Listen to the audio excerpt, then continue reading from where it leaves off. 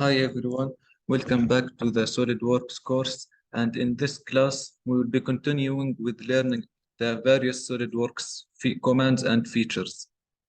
So today we'll be going with a new part that with it we'll be learning new commands. And so while you are working with SolidWorks or any other 3D CAD software, you might not always come with parts that are extrudable as this part that we did in our first class, and you might not come to parts that are similar to what we did in the second class. That is, they do not have circular symmetry, but you might come along parts that are similar to this example, a car's race track, that has no circular symmetry that you can exploit to use the revolve boss base, and it is not very easy to use the extrude boss base to create this part. However, we will be seeing a SolidWorks command that will help us exploit something specific to this part, which is that it has a cross-sectional area that is constant along some path, which will be exploited by using SolidWorks swept boss base. So how this will work is that we will have the cross-section of the part that we want to create, which is given here, and we have a given path. So what we'll be doing is that we will be creating this path using sketches, and then after creating this path, we will create our cross-section that we'll be using to create our part. However, we can see from this part and from the drawings that this path is not simply 2D. That is, we cannot create it in only one plane. For example, let's say in the top plane. But what we need to do is that we need to create some part of it in one plane, and then we change to a new sketch, and then sketch the rest of it in a different view. And after that, what we will do is that we will combine both of the two paths using a feature in SolidWorks, and then create our cross-sectional area to be able to sweep it along this combined path to create our part. After that, we will be continuing with a simple addition to this part so that we can add this simple stand so that we can learn a different feature or command, which is the Loft command. And so with those plans in mind, we can start working on our part. So first of all, we can see that we want to create our path, and we can see its dimensions in this section view. So we can go to the sketch tab, sketch, and we can select the front plane. So from here, we can have a general idea of the path, and we can draw it in SolidWorks. So we can have the line, and then we can go and create an arc, or as we saw in our last class, if we go back to the end of the first line, we can start creating an arc directly. And then we have another arc, which we can use the same trick to create. And with that, we have our first parts. Now from here, we can add the various dimensions. So first of all, we have the height. So we can go to Smart Dimension. From the origin, we can go up to this point, and it is 75 millimeters, as we can see here. Then we can go with this length of 100. So this is 100. This radius is 10, and this one is 100. So with this, we have the general features. However, we can see, for example, from here, that there is something happening in here. And that is, after this slope, we are stopping in here at the end of the slope. And after that, we are creating this path. However, sometimes SolidWorks, when trying to combine two different sketches, or when we are trying to create a part using the swept function, it sometimes has some problems when you have a sketch that ends with a curve. So what we will do is that with this 30 millimeters straight path in here, we will divide it somewhere so that we will have some of the straight path in the first sketch and some of it in the second sketch. And this can be cut anywhere, but for convenience, we can simply cut it in half. So we will have here 15, half of 30, and here we will have another 15, a straight path, and then we'll be going on with the curved path. So from here, we can go to the line again, and we can create this line. Give it a dimension of 15. And then there's one extra thing. Even though we have all the dimensions, we still can move this part of the curve. So we need to fix its position, not just its size. So we can bring it close and drag it to the origin so that we can create our relation, or we can simply select the end of the arc, hold Control and the origin, click on the origin, and then we can simply choose coincide. And the last thing is that to have this smooth transition, as we see here, we need to add one more relation between this arc and this line, which is that both of them should be tangent. So if we select this arc, holding Control, we select this line, we have the option of tangent, which makes sure that the transition between this arc and the line is smooth and does not have some sudden changes. And we can see with this that all the lines are black and everything is fully defined. From here, we can exit our sketch. And this is our first sketch. So from here, we can continue from this part, which, as we see from this top view, can be created in the top view when creating SolidWorks sketches. So we can go to Sketch again. We can use this drop-down menu and choose the top plane. From here, we can continue drawing our path. So we can go with the line and continue from this point. So we created our line. However, both of them are not connected. So what we can do is that we can select the end of the first line, holding Control, select the end of the line that we drew now. And with both of them selected, we can again choose coincide relation so that both of them are connected. And then to go back again to the normal view, we can use the hotkey of Control 8 so that we are back to the normal view or perpendicular view, and then continue our sketches with the other 15, since the total is 30. In our first part, we did the 15, and so here we need to continue the 30 with the other 15. So from here, we can continue with this path, and we can see here we have a half a circle or an arc with a radius of 40. So we can use the 3-point arc, and from here we can select one point, the other point, and then we can choose our arc. You need to be careful that while drawing, sometimes you can see here there are some dashed lines that are showing. With this, what SolidWorks is trying to do is that SolidWorks is trying to create the relations automatically without you adding them later.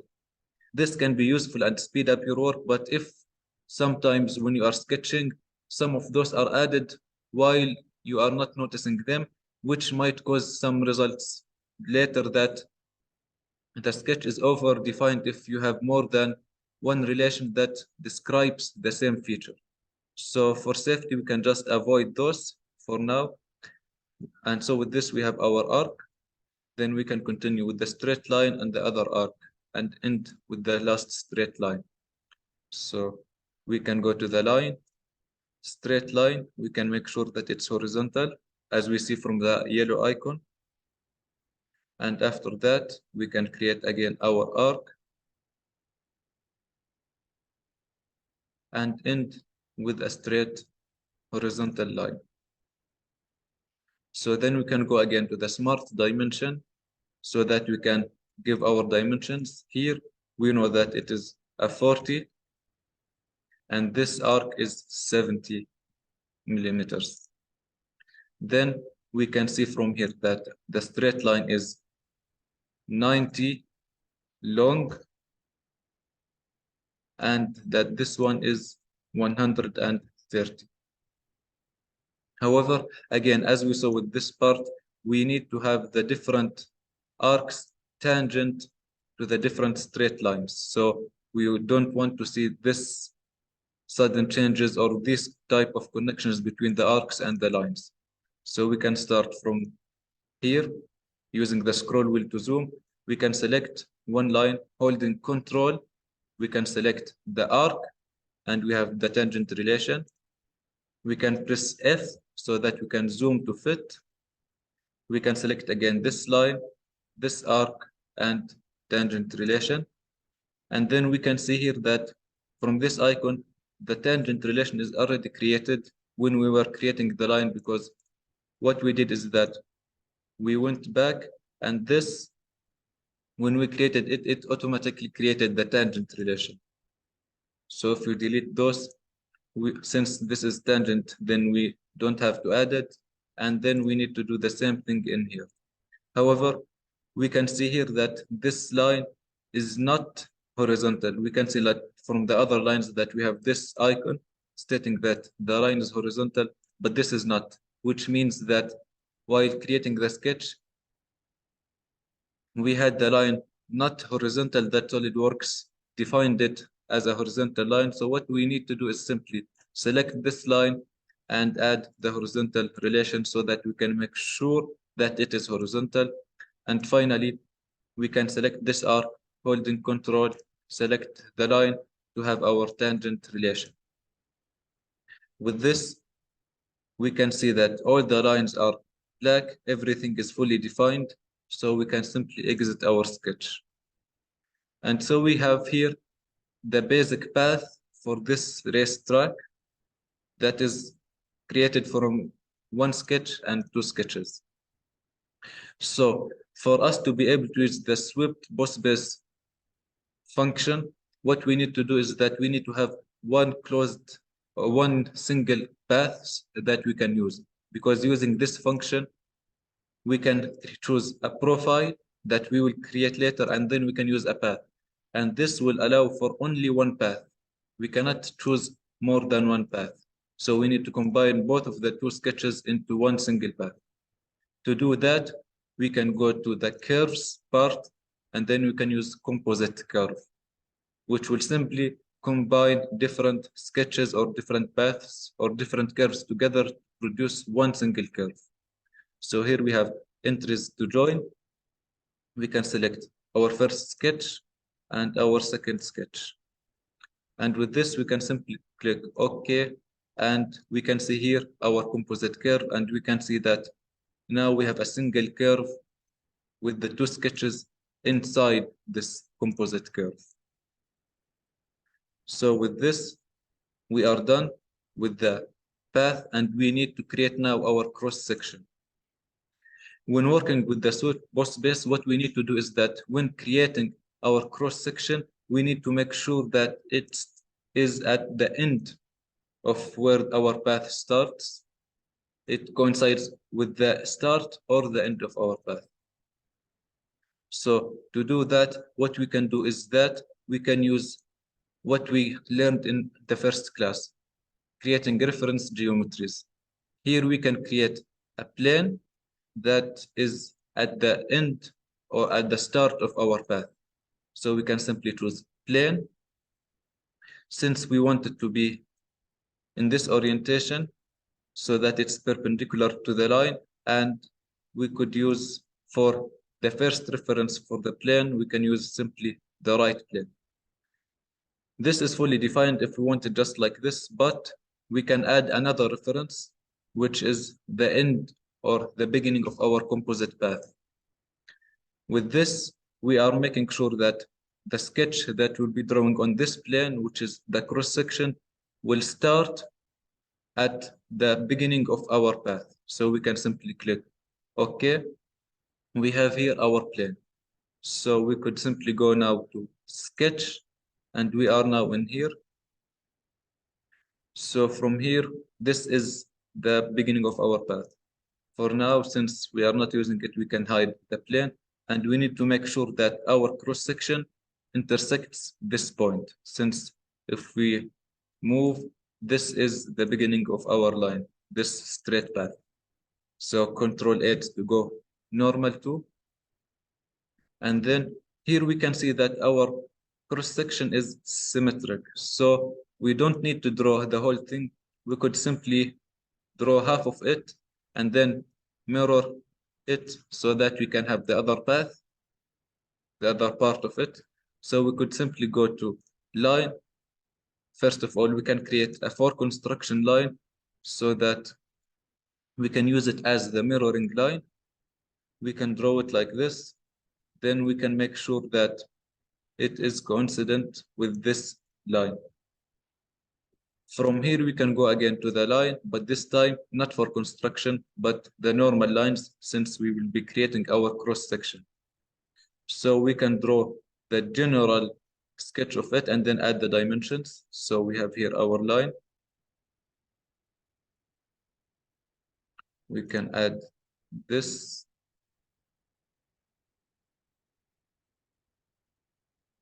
General sketch. And from here, what we can do to make sure that our sketch is at the point is that we can select the end of our composite path and the beginning of our line and have them both coincide by simply dragging it below.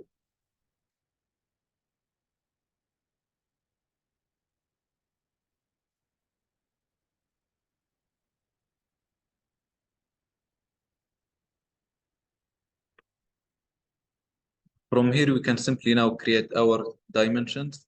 So we can see that from this line, construction line, we can go choose it and then select this line. And we can see in the sketch that it is 46. But since we are here drawing only half of it, we need to divide it by 2, which gives us 23. Then we can see here that we have the thickness of 2 for this part and 3 for this lower part. And so we can add those 2 dimensions. Here, a 2, and here we have a 3. And finally, we can add this dimension of 8 from the bottom to the top. 8. And so with this, the only thing left is that we need to make sure that we have here our 2 lines meeting together like this.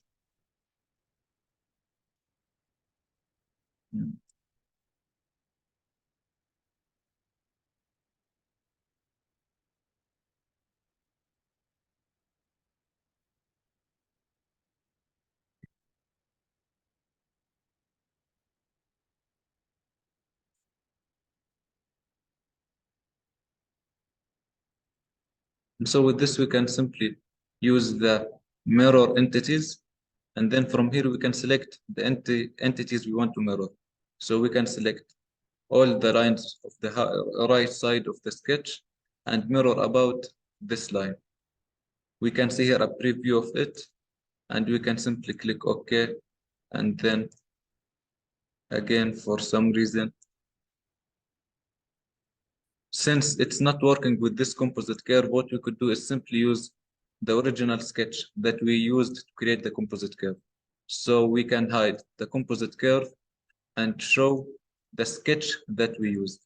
And then we can use this point and make it the midpoint of this line. So with this, we can see that everything is black, everything is fully defined. Since we were unable to use the composite curve to create our relation, we simply used the sketch that we used to create the composite curve. And so we can hide it and show the composite curve. And both of them will be similar since the composite curve is that sketch combined with the other sketch. So we can simply exit our sketch. And then we have here our cross-sectional area. We have our path. And so the only thing left is to use the swept post-base function. So we can select it. And then with this, we can select our profile, which is in this case, our sketch. And after that, we can select our path. So here we can select our composite path. And for the feature for the profile, we can select it. Or sometimes, since this feature can be used to create, for example, various tubes or pipes, there is also an option for circular profile if you want to simply have a basic circular profile, as you can see here, for example, for different pipes or tubes. But here we have a sketch, so we will be using it. And so here, as we can see in the preview, we have our racetrack, and we can simply click OK. So from here, we have everything done. We can hide this composite curve since we no more need it. And then we can see here that we need to add fillets with radius of 2 everywhere unless otherwise stated. So we can see here that the only fillet stated is here of 1. So we can simply go to fillet, and we can choose those 2 edges, this one and this one, and we can choose the other side as well, those 2 edges. And from here we can set it to being 1. We click enter. We can see here the preview of it. Since everything is fine, we can click on apply. So with this, we have the first fillets done, those parts, and then we need to simply add fillets to all the various parts. So we need to have 2 radius fillets, and then we can add them to this part and this part, as we can see here. And we can click on apply. With this, we can see that all of the different fillets are done, and with this, our part is done. And so from here, we can see that our material is ABS, which is a plastic used which can be used for 3D printing. So we can simply go to the part, right click on it, and then we can go to material and ABS PC, which is the same thing. If we select it, we can have this material, which is somehow transparent. If, for example, you don't like this, you can go to the edit material, and then you can go to the SolidWorks materials. It has various collection of materials. We can select this ABS, a different type of ABS, and we can simply click apply, and we can see that we have similar color and texture to what we see in the isometric view.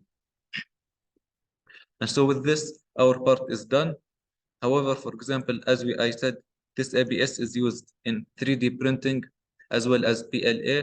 However, there's a problem with this part if you want to, for example, 3D print it, which is that you have this huge overhang, which will be very hard to print since it is standing in mid-air and has no supports. So in 3D printing, you can create supports, and then you can remove them, or if you want, you can add some stand for the part itself, so as we will be seeing in here. So we can see that this stand uses 2 different profiles. We can see here that we have a hexagonal profile, and we can see here that we have an ellipse. And so we can use here a feature called Loft boss base, which simply creates a solid between 2 different profiles. So to do that, we want our 2 profiles. So we can start with the hexagon, which is simply flat on the ground. So we can simply go to sketch, and we can use the top plane to create our hexagon. We can use to the polygons, and from here we can create our hexagon. We can see that the circle inside it is a 40 millimeters. So we can go to smart dimension and dimension this to 40. We can see also that it is vertical, and so we can use this, choose one of the 2 sides that should be vertical and adding the vertical relation, and the last thing left is to define its position, since now we have its size and shape. So we can here have it horizontal to the origin, and after that we can see from here that the distance from the center to the end of the hexagon is 20. So we can have smart dimension from here to here, it is 20. So we can say it's black, it's fully defined, and so we can exit our sketch. As we can see, this is our hexagon. Now what we need to do is that we need to create our ellipse at the bottom of this racetrack. So what we can do is, again, we can go to sketch, and then we can select our part, the lower face of the racetrack, to create our sketch. So we have here a feature for creating ellipses, and we can have its center at the same center of the hexagon, and then we can simply create our ellipse. We can see here that with the ellipse, we have 4 points that define it. So we have here a major axis and a minor axis, and we can see here that the major one, the longer one, is 40. So what we can do here is that we can use construction geometry. We can go to the line for construction, and we can simply connect those points with one construction line. And then if you double click, you still have the line command used, but you can now draw a different line that's not connected to the previous one. So you can again choose the 2 different points in here. And so we can see here that the vertical line or the major axis is vertical and the minor is horizontal. So we can simply do that, because without it, the ellipse could be moving. So this one is vertical, it's fine. So this one, we will make it horizontal. And with this, everything is fine. So now we can add our 2 dimensions of 40 and 20 with smart dimension. Here, 40, and here we have 20. And we can see that everything is defined. The size and shape is defined, and the position, since we made it coincident with the center of the hexagon, then everything is defined. So we can now exit our sketch, and we have our 2 profiles. So finally, we can go to the lofted post space function. By selecting it, we can see that here we have a tab that gives us the option to select the different profiles. So we can simply choose our hexagon and our ellipse. And with this, we can see that we start with the hexagon at the bottom, and then we loft it or create our body so that we have at the top the ellipse as its profile. However, we can see here that there is some twist in this stand, and we can control this using those 2 green points. So for example, we take this point, click and drag it to, for example, this point. We can see that we created our twist in the part. We can do it also to the other part, to the other profile of the hexagon. However, we can see that this is what is created in the drawing. So also it's possible to add some guide curves similar to what we did with the swept boss base, so that what will happen is that the part will be following the guiding curves. For example, if we create here a circle or an arc, what will happen is that if we selected, this part will be trying to follow this curve or this sketch when creating this profile or this part. So with this, we can simply click OK, and we can see that we have our part done.